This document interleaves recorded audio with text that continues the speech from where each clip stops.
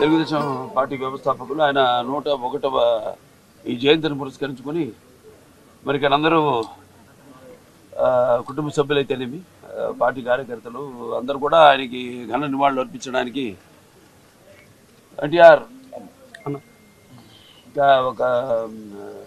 ఒక శక్తి. ఆయన ఎన్నో సందర్భాల్లో చెప్పడం జరిగింది. ఎన్టీఆర్ అంటే కేవలం నందమూరి తారక రామారావు మాత్రమే కాదు, ఎన్నట్టు నటనాలయం, ఆయన ఇల్లు ఒక నటనాలయం, అందులో ఆయన ఒక నటరాజు నరసింహుడు.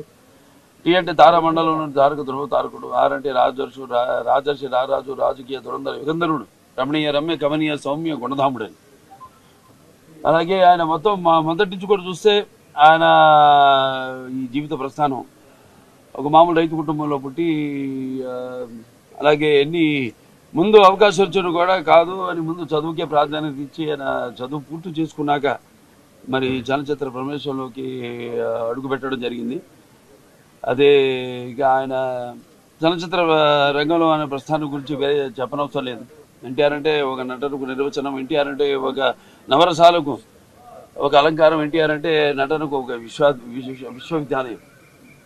తర్వాత ఆయన ఈ రాజకీయ రంగ చలనచిత్ర పరిశ్రమలో మకుటలేని మహారాజుగా ఉన్నప్పుడే ఆయన ఈ చలనచిత్ర పరిశ్రమ నుంచి నిష్క్రమించి రాజకీయ రంగ ప్రస్థానం చేయడం జరిగింది.